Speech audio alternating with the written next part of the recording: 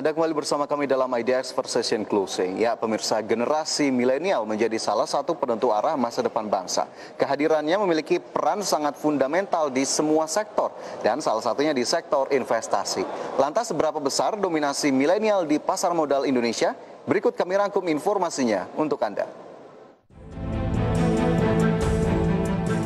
Dalam 4 tahun terakhir, investor milenial terus mengalami peningkatan. Bahkan, mengutip data Bursa Efek Indonesia, untuk investor usia antara 18 hingga 25 tahun, jumlahnya meningkat 338% sejak 2016 yang lalu. Meningkatnya jumlah investor milenial karena pihaknya sudah melakukan pendekatan aksesibilitas pada investor retail yang berusia muda. Keberadaan milenial di pasar modal mampu mengambil peran dalam memperkuat stabilitas pasar modal dalam tataran kehidupan baru atau new normal. Berdasarkan data, jumlah investor pasar modal berdasarkan Single Investor Identification atau SID, kelompok investor berusia di bawah 30 tahun atau Gen Z mendominasi di pasar modal.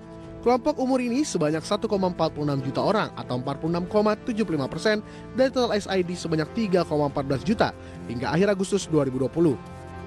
Sedangkan generasi milenial di urutan kedua dengan jumlah 770.000 orang atau 24,55%. Jumlah investor dari Gen Z ini tiap tahun terus meningkat. Dengan menggulirkan kampanye yuk nabung saham, lalu menggandeng agen mitra untuk membuka rekening dengan jumlah saldo rekening awal yang sangat terjangkau, membuat penambahan investor milenial bertambah pesat. Bursa Efek Indonesia akan terus menambah jumlah investor milenial. Pihaknya lebih sebagai support dengan menyediakan infrastruktur. Terkait pembukaan rekening, KSEI menyiapkan platform untuk kemungkinan intermediaries lebih mudah dalam melakukan proses pembukaan rekening secara elektronik. Berbagai sumber, IDX Channel.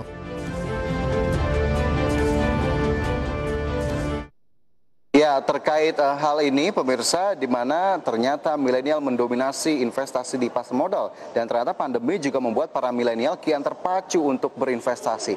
Bahkan jumlahnya meningkat hingga 70%. Dan kita coba bahas topik kali ini bersama dengan rekan Mangi Veracong. Selamat siang, Mangi. Ya, halo, selamat siang rekan Fajar. Ya, Mangi, ini sepertinya menjadi data atau informasi yang cukup menarik begitu ya, di mana milenial mendominasi investasi di pasar modal Indonesia. Tapi dari Mangi sendiri, adakah laporan terkait hal ini? Ya, baik. Terima kasih rekan Fajar Wayong. Ya, pemirsa, tidak terasa sudah lebih dari 6 bulan ya pandemi COVID-19 ini menghantui Indonesia dan juga negara-negara lainnya di seluruh dunia.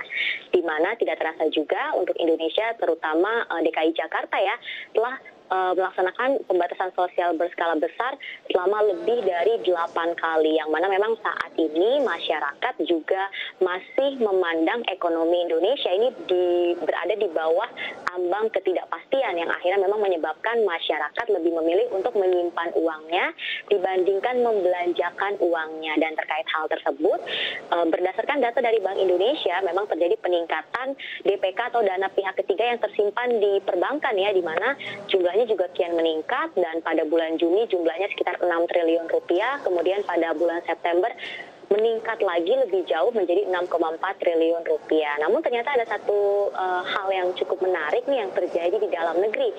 Ternyata tidak hanya menyimpan uangnya di perbankan, namun saat ini masyarakat juga memilih untuk menyimpan uangnya dengan berinvestasi.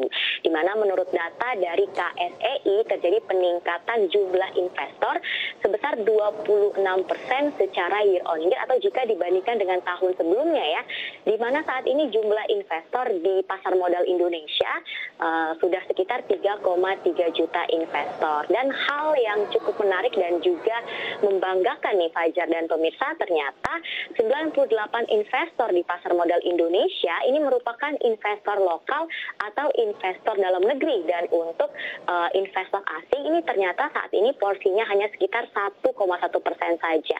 Padahal ya beberapa waktu lalu ini terbalik nih Fajar kejadiannya, di mana investor asing memang mendominasi pasar modal Indonesia. Namun saat ini yang lebih mendominasi adalah investor dari dalam negeri. Dan memang untuk demografinya sendiri ini masih didominasi oleh laki-laki sekitar 60%, kemudian untuk wanita sekitar 30%.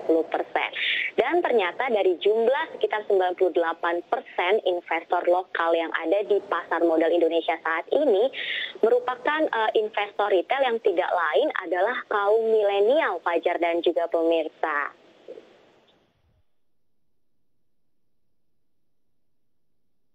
Ya, terkait hal itu, Mangi, adakah kemudian data yang menunjukkan bahwa meningkatnya investor di dalam negeri begitu memang didominasi oleh kalangan milenial? Ya, ini berdasarkan data yang saya dapatkan ya, ternyata untuk investor yang usianya di bawah Nggak kedengeran. Ya ternyata untuk investor ya berdasarkan data yang saya dapatkan untuk investor yang usianya di bawah 30 tahun ini sekitar jumlahnya 47%. Kemudian untuk investor yang usianya 31 sampai dengan 40 tahun jumlahnya sekitar 24%, yang memang artinya untuk investor di pasar modal Indonesia saat ini memang didominasi oleh milenial ya Fajar dan juga pemirsa, di mana sekitar 53% ini merupakan milenial yang sudah bekerja dan sekitar 19% merupakan milenial yang belum bekerja atau statusnya ini masih seorang pelajar. Dan sebenarnya apa sih hal yang menyebabkan para milenial ini tiba-tiba ingin berinvestasi nih, investasi saham di pasar modal Indonesia? Dan memang salah satu penyebabnya adalah karena terjadinya net sell asing ya Fajar ya di sepanjang 2020 yang cukup banyak, di mana pada bulan September 2020 ini terjadi net sell asing sekitar 42 triliun rupiah. Dan tadi juga saya sudah sempat menyebutkan nih Fajar bahwa 98% investor lokal juga didominasi oleh investor retail ya, terutama para kaum milenial, dan ternyata sekitar 151.000 investor retail ini aktif melakukan trading di bulan September 2020, September dan November 2020. Padahal pada awal tahun ya di bulan Januari investor retail yang aktif melakukan trading hanya sekitar 50 ribuan saja. Kemudian hal lainnya juga yang menyebabkan kenapa sih para milenial ini akhirnya memilih untuk berinvestasi, karena memang tidak lepas dari peran pemerintah ya, di mana juga pemerintah saat ini banyak sekali melakukan edukasi kepada masyarakat terkait pentingnya berinvestasi sejak dini Fajar, dan juga tentunya terjadi peningkatan literasi tentang pasar modal di masyarakat saat ini. Oke, jadi memang kita bisa sebutkan atau bisa bilang begitu ya, beberapa faktor akhirnya mendukung untuk kemudian banyaknya milenial ikut terjun atau investasi di pasar modal. Tapi apakah kemudian memang bisa kita lihat ini menjadi indikasi positif? Karena memang jika kita tahu atau kita sadari, Mangi, ternyata Bursa Efek Indonesia juga sudah melakukan sejumlah langkah begitu ya untuk kemudian mengajak atau memperbanyak jumlah investor lokal yang aktif tentunya. Salah satunya ini juga dengan mengadakan program inkubator di tahun 2019, kemudian juga mengajak influencer begitu ya. Ini milenial sangat erat sekali dengan kalangan influencer, di mana mereka berbagi, kemudian mungkin memberikan tips untuk memulai investasi, dan akhirnya ternyata memang cukup baik gitu respon yang didapatkan begitu, terutama dari followers. Bagaimana kita tahu ini influencer memang memiliki basis followers yang cukup banyak, sehingga akhirnya strategi secara digital cukup kena mungkin ya kepada rekan-rekan milenial yang akhirnya sekarang sudah menjadi investor aktif di pasar modal Indonesia. Nah, tapi jika kita lihat itu menjadi salah satu faktor. Tapi adakah kemudian hal-hal lain juga yang akhirnya memantik atau memacu teman-teman milenial untuk bisa menjadi investor di masa pandemi ini, Mangi? Iya, hal selanjutnya ya yang menjadi penyebab ya para milenial ini akhirnya memilih untuk berinvestasi saham ya di pasar modal Indonesia adalah karena saat ini sudah diberikan kemudahan untuk berinvestasi Fajar, di mana kita bisa membuka rekening saham secara online, kemudian kita bisa trading saham hanya dengan menggunakan gadget ya, dimanapun kita berada. Istilahnya begini Fajar, saat ini milenial bisa mendapatkan cuan hanya dengan rebahan di rumah menggunakan gadget untuk mencari cuannya. Kemudian memang karena adanya pandemi COVID-19 ini ya, banyak masyarakat yang juga mengurangi aktivitasnya di luar rumah seperti mungkin berpergian, kemudian traveling dan jalan-jalan. Ini memang banyak dikurangi ya, karena masih ada kekhawatiran akan terpapar virus COVID-19 yang akhirnya menyebabkan dana yang dipakai untuk traveling, kemudian untuk jalan-jalan ini akhirnya dialokasikan untuk berinvestasi. Kemudian juga ternyata hal lainnya yang menyebabkan para milenial ini mau berinvestasi ya saat ini di pasar modal Indonesia adalah karena return dari saham sendiri tentunya ini memang paling besar dibandingkan dengan instrumen investasi yang lainnya. Kemudian juga para milenial ini memanfaatkan momentum time to buy, di mana beberapa waktu lalu kita tahu IHSG ini sempat terkoreksi dalam ya, dan memang di sepanjang 2020 ini untuk pergerakan IHSG memang kita bisa katakan memang fluktuatif ya, dan memang untuk trennya sendiri masih uptrend, di mana pada awal tahun 2020 untuk IHSG sendiri memang dibuka menghijau ya di level 6.300-an. Kemudian pada bulan Maret ini IHSG sempat terkoreksi dalam sekali di level 3.000-an, dan memang pada saat IHSG terkoreksi dalam ini sebenarnya momen yang bisa dimanfaatkan oleh para investor untuk membeli saham-saham under value atau saham-saham yang didiskon, yang mana saham diskonan tadi ini sebenarnya bisa kita koleksi untuk jangka panjang, untuk investasi jangka panjang. Dan memang selain itu saat ini juga banyak sekali sih Fajar ya dan pemirsa sentimen-sentimen positif baik dari nasional dan juga internasional yang akhirnya mempengaruhi para milenial ini untuk berinvestasi di pasar modal Indonesia. Nah, mungkin Fajar bisa menjelaskan nih apa saja sih sentimen positif yang berasal dari internasional contohnya Fajar. Oke, jadi memang tadi Mangi sudah menyebutkan beberapa hal yang sepertinya menjadi pertimbangan begitu ya bagi para millennials. Salah satunya kemudahan begitu ya, karena gadget yang saat ini kita gunakan hampir setiap hari, setiap waktu, ternyata sudah bisa menjadi salah satu sarana untuk kita bisa berinvestasi di pasar modal, salah satunya di pasar saham, melalui platform-platform yang disediakan oleh sejumlah sekuritas. Nah, kemudian sentimen-sentimen lain yang juga sepertinya memang diperhatikan, yang tentunya begitu ya dari dalam negeri, bagaimana kemudian kondisi perkembangan ekonomi Indonesia secara makro, bagaimana kemudian pertumbuhannya, perkembangannya, meskipun di tengah pandemi ini kita tahu ekonomi begitu berat lajunya, tapi pemulihan memang sudah mulai terasa. Mungkin memang milenial sudah mulai memperhatikan ke arah sana atau investor-investor yang baru bergabung. Kemudian dari luar juga kita tahu negara adidaya Amerika Serikat baru saja melaksanakan election atau pemilihan presiden, di mana memang diproyeksikan atau bahkan sudah diumumkan begitu ya, Joe Biden menjadi pemenang yang akan diambil sumpahnya pada Januari mendatang. Mungkin ini juga menjadi salah satu sentimen internasional atau mancanegara yang memang diperhatikan bahwa sepertinya kondisi sudah mulai kondusif begitu ya dibandingkan 4 tahun kemarin, terutama jika kita lihat dari Amerika Serikat, dan itu bisa saja menjadi salah satu pertimbangan milenial. Meskipun memang kita belum bisa tahu secara detail apa saja kemudian yang memang menjadi pertimbangan satu persatu dari milenial, sehingga akhirnya data menunjukkan bahwa ada peningkatan jumlah investor milenial di pasar modal Indonesia. Mungkin masih banyak sejumlah sentimen lainnya yang bisa kita bedah begitu ya, bisa kita ulas, tapi memang mungkin sentimen-sentimen utamanya masih seputar itu, perkembangan ekonomi, kemudian ketakutan akan kasus COVID-19, dan bagaimana kemudian perkembangannya saat ini. Dan satu hal yang juga mungkin menjadi pertimbangan bagi para milenials, bahwa mungkin ada yang sampai dengan saat ini masih kelebihan dalam tanda kutip uang jajan begitu, uang gajinya belum terhabiskan karena tadinya berencana untuk jalan-jalan atau traveling, tapi akhirnya direalokasikan saja begitu ya untuk investasi yang memang ini tentunya bermanfaat juga untuk hari ini dan juga di kemudian hari. Mungkin itu yang bisa saya bagi Mangi. Tapi kemudian jika kita lihat dengan peningkatan investor milenial sendiri, yang ini juga secara kumulatif berarti investor lokal di pasar modal bertambah. Apa kemudian poin-poin atau dampak positifnya bisa kita harapkan dari meningkatnya jumlah investor dalam negeri, Mangi? Ya, tentunya jika semakin banyaknya investor lokal di pasar modal Indonesia, ini akan membuat pasar modal ini daya tahannya lebih kokoh begitu Fajar. Istilahnya, jika memang di pasar modal didominasi oleh investor asing misalnya, jika kemudian investor asing ini melakukan net sell ya secara besar-besaran, maka secara tidak langsung IHSG-nya ini akan terperosok dalam sekali. Namun jika investor lokal ya atau investor domestik ini mendominasi pasar modal Indonesia, mendominasi jumlah investor di pasar modal Indonesia, jika investor asing melakukan net sell besar-besaran, maka itu tidak akan mempengaruhi IHSG itu sendiri, tidak akan jatuh terlalu dalam ya, karena memang tidak berpengaruh, karena memang di pasar modalnya sendiri ini lebih didominasi oleh investor lokal, karena memang IHSG sendiri bisa kita katakan sebagai tolak ukur kestabilan ekonomi dan politik di satu negara, karena memang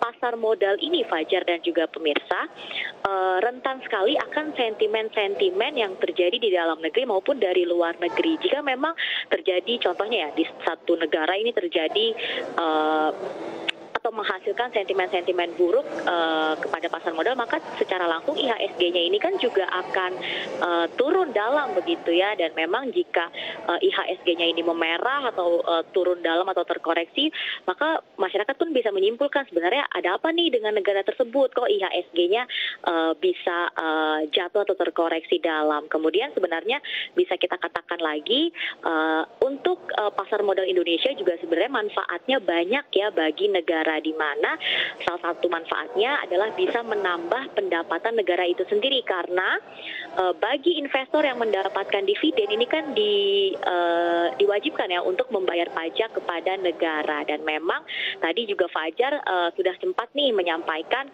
sentimen-sentimen positif apa aja sih yang berasal dari luar negeri, dan mungkin saya boleh menambahkan ya Fajar ya, sentimen positif apa aja sih yang ada dari dalam negeri yang akhirnya men-trigger si milenial ini untuk berinvestasi di pasar saham ya Fajar, di pasar modal Indonesia. Ya, salah satu sentimen positif ya yang datangnya dari dalam negeri ini memang adanya vaksin ya. Vaksin yang saat ini untuk vaksin Sinovac sendiri memang sudah diujikan ke sekitar 1.600 relawan, dan hasilnya ini memang ternyata tidak menimbulkan kerugian terhadap relawan tersebut. Kemudian vaksin Pfizer sendiri juga diklaim mampu menyembuhkan ya COVID-19 hingga 90%, dan hal tersebut juga sebenarnya ini bisa diperhatikan nih oleh para investor yang ingin berinvestasi di pasar modal di sepanjang 2020, seperti yang dinyatakan oleh Arga Jonathan selaku head analis dalam tayangan berikut ini.